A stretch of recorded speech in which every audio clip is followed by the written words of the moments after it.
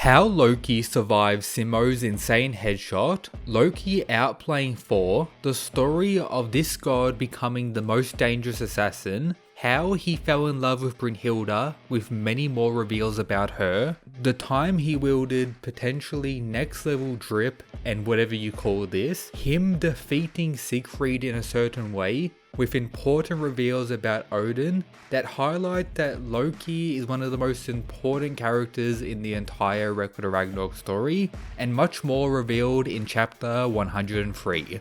Welcome boys, subscribe for more Record of Ragnarok content. That's what I provide here on Mysterious Weeb. So take note, the main focus of chapter 103 is Loki's flashback, definitely one of the most important for the overall Record of Ragnarok narrative we've ever gotten, but in relation to his ability we've already got explained. Keep a mental note for anything Loki touches throughout this flashback I go over, as it's possible he'll be summoning many of these items or doing various cloning things once again throughout, truly highlighting how his moveset is one of the most overpowered we have in Record of Ragnarok. But to begin, let's have a look at how Loki was able to survive this attack from Simo, the second bullet.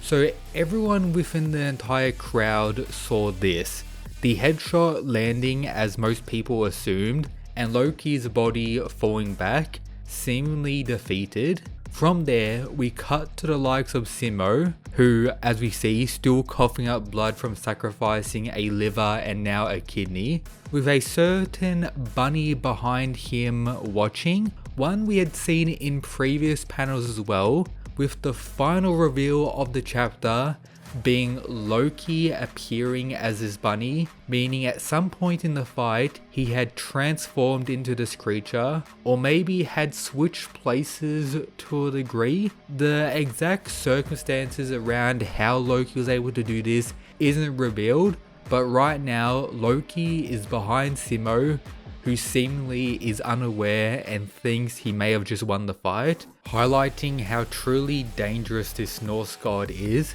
and concluding the chapter with the note, a sharpened intent to kill honed by love, which I'll be explaining throughout his flashback shortly. But right now it's safe to say that Loki is technically winning the fight, as so far from the basic view, Simo has been dominating with his two shots, but he's technically inflicted no damage on Loki, while due to the innate aspect of his ability, he's already coughing up blood and being severely injured. So Loki is technically winning, but I do believe the White Death is going to pull out something crazy following this next clash.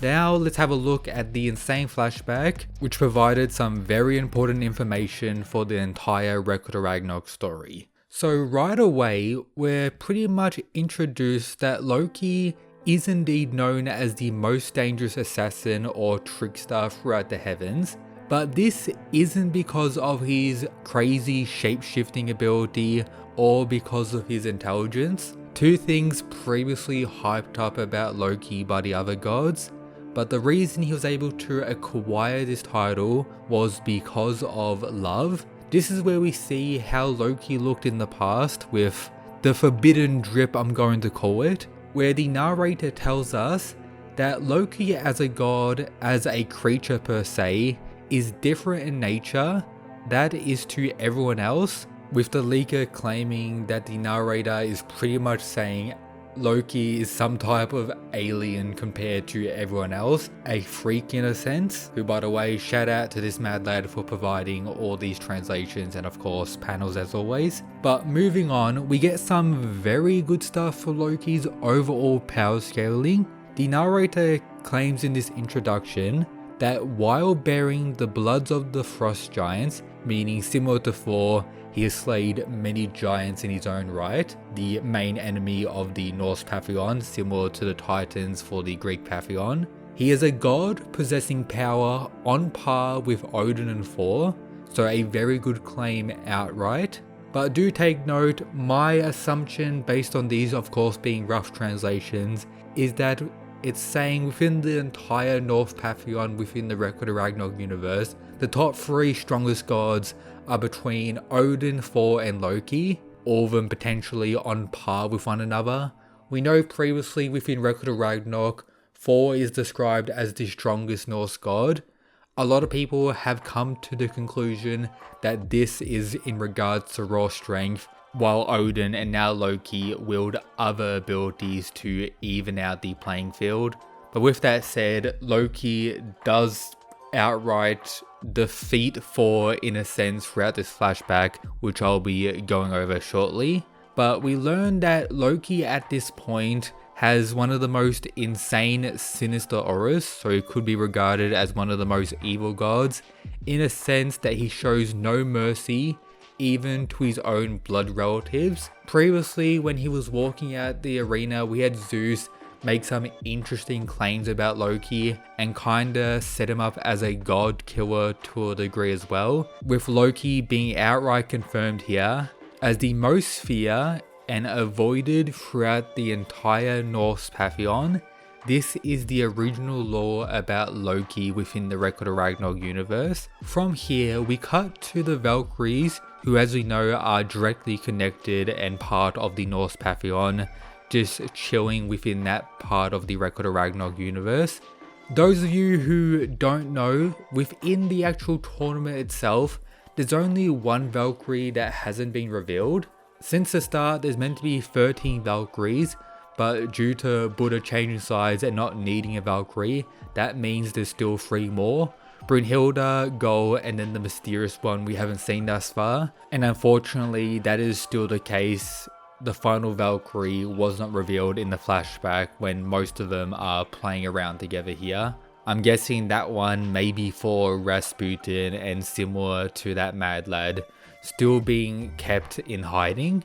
But in regards to how Loki fell in love with Brunhilde, the situation is Brunhilde trying to throw a watermelon at one of her sisters, and then one of them dodging, with it going directly towards Loki, who's walking down the path next to it, where bro does this as a response, once again connecting to the alien comment, and I guess highlighting his shape-shifting ability to a more wild degree as well once again, with his presence forcing all the Valkyries to bow. But as he continues to eat this watermelon, his faces get more wild and bizarre, which currently has most of the Valkyries in fear due to the initial lore about Loki we just learnt about. But unlike anyone else, Brunhilde begins laughing directly at Loki, something that's likely never happened to him before, with her saying, "That was so funny. Lord Loki, you're really a funny person, aren't you?" Showing this face that was technically the beginning of all the insanity I'm about to go over. Loki had fell in love in this moment. We see him running away as he doesn't understand his feelings at this point, but he's fallen in love with her smile and begins to actually change as a character. He's no longer recognized as one of the most sinister and feared gods. He's known as the trickster, or the god who's known for his pranks. This is for the purpose of getting a similar smile or laughter from Brunhilde over and over again, with the likes of Ares probably getting pranked the most as we see here. But then, after all this effort, bro outright gets cucked. But before we go over that, one of the most insane feats from Loki connects to one of his pranks here. He actually steals Thor's hammer, with him just casually having it on his back somehow. This is once again for the likes of Brunhilde, a prank of some kind. And we see Thor actually raging out, some type of character development, or I guess just more reveals about him. The Berserker trying to chase down the prankster, who was about to do it with the lightning going everywhere, but Loki was actually able to escape from the raging out Thor with Brunhilde in his arms, which is a crazy and respectable feat in its own right, and was a situation that once again got laughed at, and potentially these two getting closer what Loki has been trying to achieve since the initial interaction. But this is where the cucking occurred. When Loki was about to give some flowers to Brunhilde, he sees that she is with someone else. That's right, our boy Siegfried is here, and both of them are indeed holding hands, resulting in another change. Loki's insane rage and actually setting up Siegfried for imprisonment, and pretty much being the main reason behind the entire Ragnarok story being what it currently is. For example, we were previously told the official reason for Siegfried's imprisonment is that he apparently stole Odin's sword and killed his favorite dragon Fafnir. The reality of the situation is that Loki was the one who did this, transforming into Siegfried, killing the dragon, and then having certain other Norse gods see him transformed into Siegfried, making bold claims, and of course completely setting up Brunhilde's boyfriend for the imprisonment, which brings us to the whole situation where Odin found out that Siegfried has the potential to be the primordial vessel. Of course, we have some type of court or punishment situation where Odin is confronting both Brunhilde and Siegfried for what he did, with these various guards trying to, constrain them and get them to pretty much question.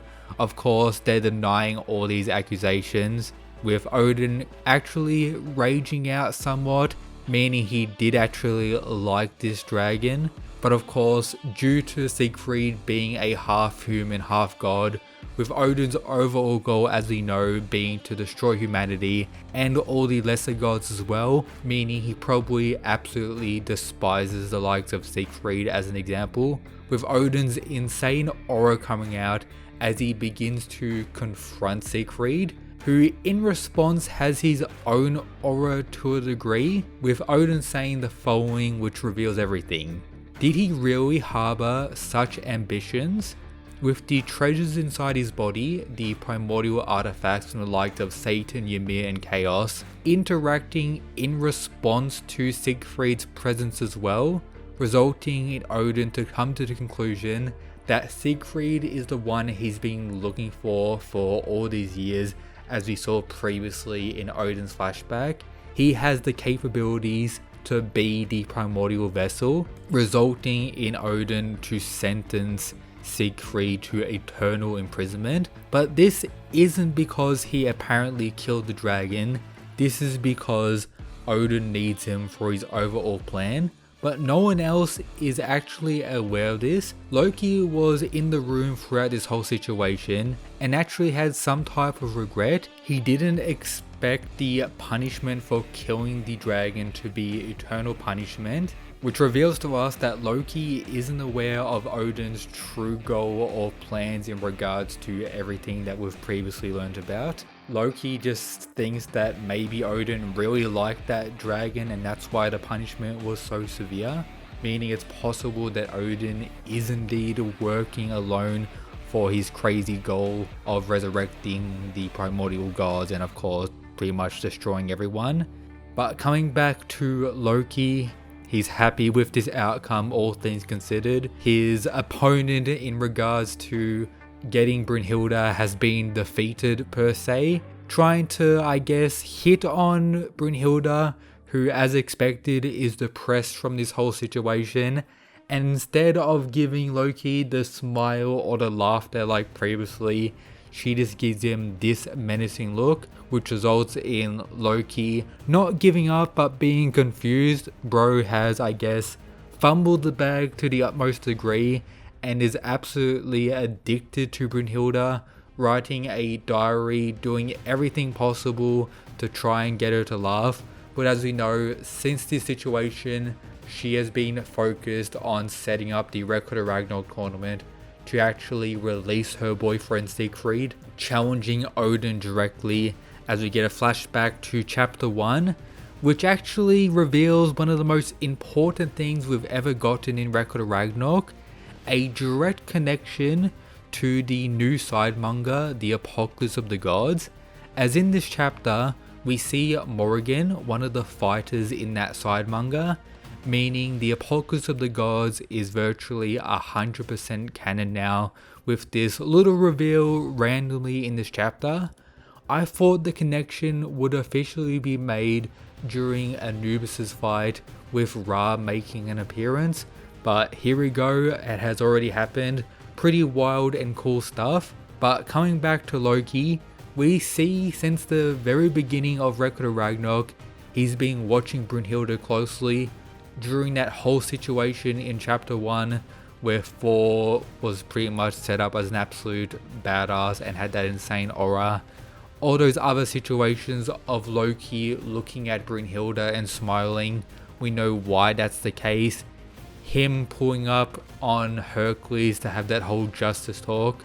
Everything Loki has been doing is for the sake of Brunhilde, but due to their prior conversation and of course Loki's growing hatred for humanity, he is 100% going for the kill in this fight against Simo and will do whatever means to get Brunhilde back, meaning the Norse god is becoming even more crazy and unhinged as time has gone by.